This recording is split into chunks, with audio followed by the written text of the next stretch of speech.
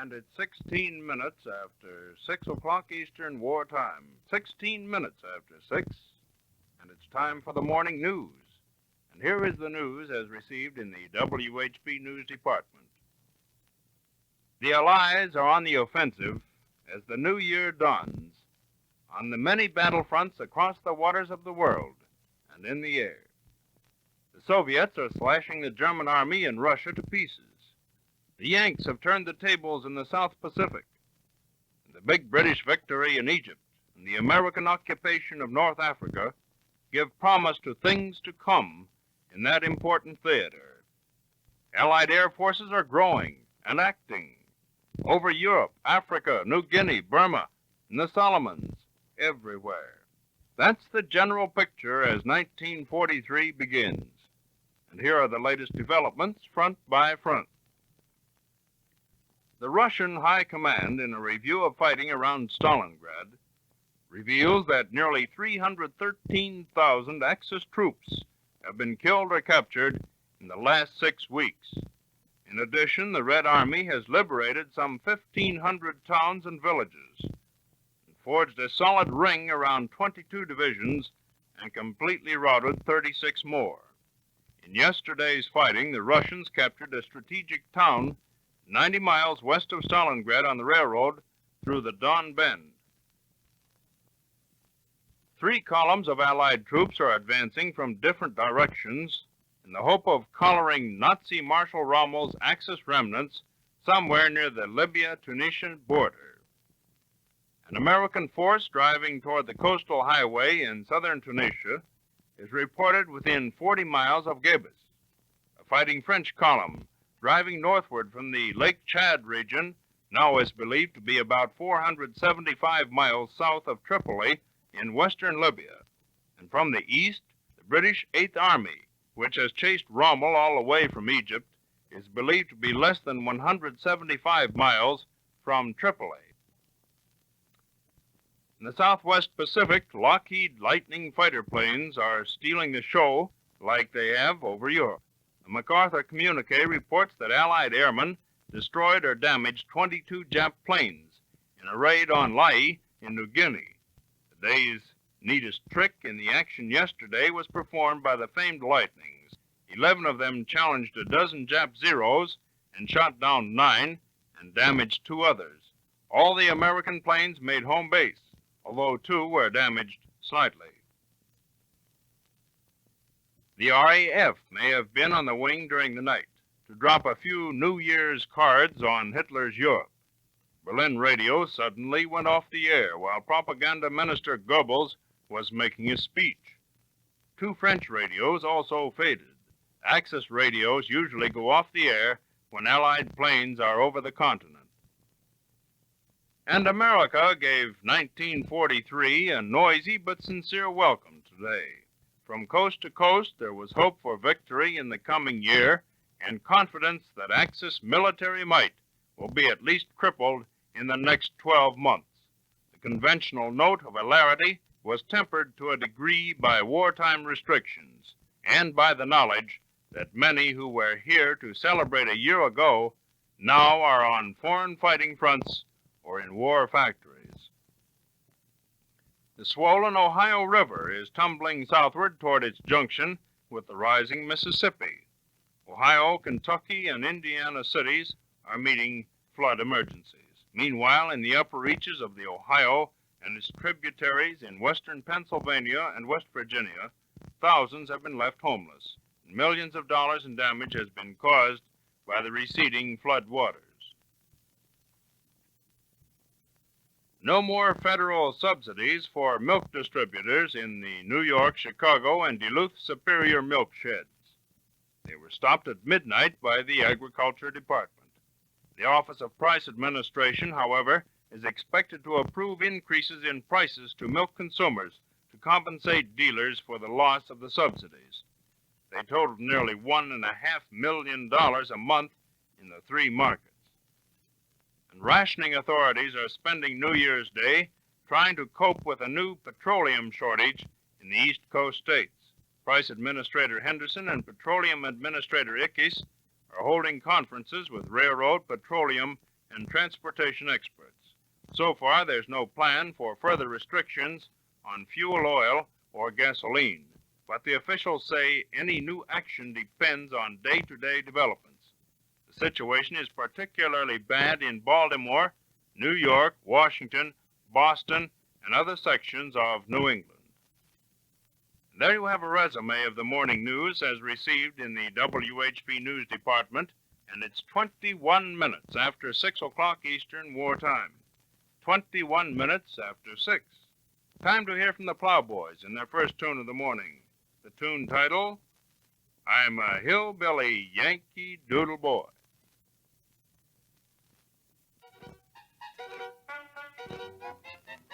I'm a hillbilly Yankee Doodle dandy, a sharp-shooting, flag-saluting guy. I never picked a fight, but when I'm in the right, just stick around and watch the feathers fly. Since Uncle Sammy dressed me up in khaki, I figure I must be in his employ. So instead of herding sheep, I'm a cowboy on a jeep. I'm a hillbilly Yankee Doodle boy. On a third jeep.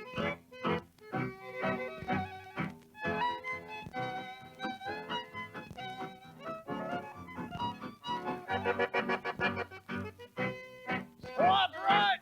Squad right!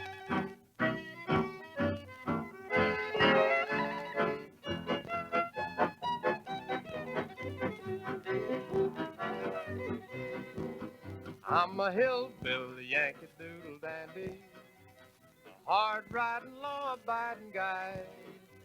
This army life, you see, just fits me to a T. For Uncle Sam, I'd gladly do or die. Since folks around the hills all quit their feuding, a good old scrap is something I'll enjoy. We're 100 million strong, it ain't gonna take us long. I'm a hillbilly Yankee Doodle boy.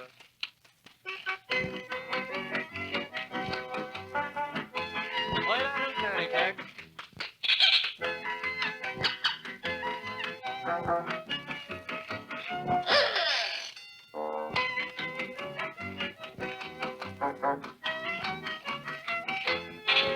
So just sound your bugle calls and bring on those cannonballs. I'm a hillbilly Yankee Doodle boy.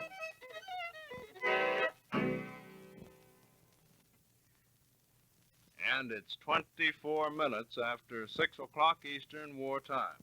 24 minutes after 6. One of the things that can help to make this a happy new year for you is to produce as much of the family food as possible at home.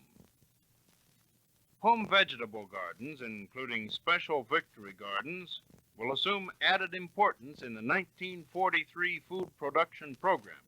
So predicts Dr. W.B. Mack, head of the Department of Horticulture at the Pennsylvania State College, who also is executive secretary of the Advisory Victory Garden Committee of the Pennsylvania State Council of Defense.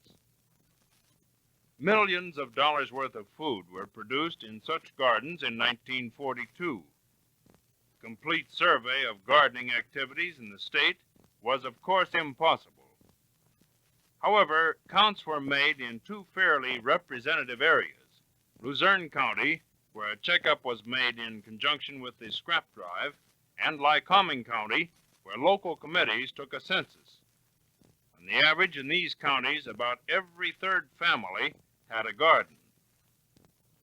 Applying that average to the whole state, Dr. Mack estimates that there were at least 800,000 gardens in Pennsylvania in 1942. If only $15 worth of food was harvested per garden, the products would be valued at a total of $12 million.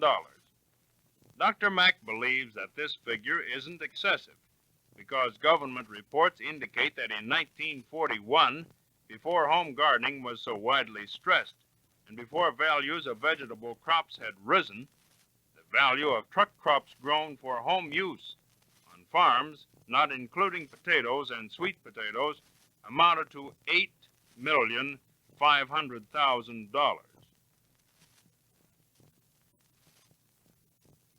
And here is a report from the economists of the United States Department of Agriculture about farm income. When farm marketings for December are added to returns for the rest of the year, it is expected the total for 1942 will be about $15 billion. That $15 billion is about one-third higher than in 1941, and nearly double the average farm income for the years 1935 to 1939. And the economists say that farm income will continue somewhat higher in the early months of 1943 than in the same months for 42. They base that outlook for continued higher income on 2 points.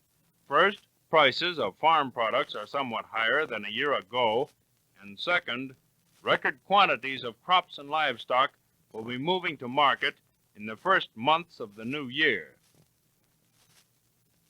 New varieties of plants, created to meet wartime specifications, are among current research results cited by Robert M. Salter, Chief of the Bureau of Plant Industry, in his annual report to Secretary R. Wickard. War jobs include the determination of the best areas and cultural methods for growing strategic crops for the production of rubber, drugs, oils, and fibers. Others were the development of cereal grains with waxy starch to replace imported root starches, improved methods for growing vegetable seeds, a new quick test for the effectiveness of preservative treatments used on sandbags, and the evaluation of new fungicides to replace scarce metallic compounds for controlling plant diseases. Research has done on superior new varieties of tomatoes, beans, peas, sweet corn, red clover, sweet clover, and alfalfa. New combinations of fertilizer also have been investigated. The list of vegetables and fruits that may be raised for use in summer and for canning and storing grows longer each year. Most gardens contain at least 15 different kinds of fruits and vegetables, and some gardens contain more than 30 different kinds. This winter, while the canned and stored goods are being eaten, may be a good time to consider the value of the crops grown as compared with the time and effort spent on them. It may also be a good time to consider what new crops should be tried in 1943 to make the variety of garden foods even more useful. We can't report on December egg production yet because the information isn't available, but you may be interested in knowing that the 2,515,000,000 eggs produced in November were 17% above the previous record November production in 1941, and 61% above the 10-year, that's 1931 to 1940, November average. Total egg production during the first 11 months was the largest on record for the period in all parts of the country, with the exception of the western states, where production was the highest since 1937. Unusually large shipments of feeder lambs and sheep into the Corn Belt in November changed the feeding picture somewhat from its status of the previous month, the United States Department of Agriculture reports. It now seems probable that the number of lambs fed in the Corn Belt states during the winter feeding season of 1942-43 will be larger than in the 1941-42 season, and that the increase in this region may largely offset the decrease in the western states. Hence, the volume of feeding this season may be but little below the record volume of last season.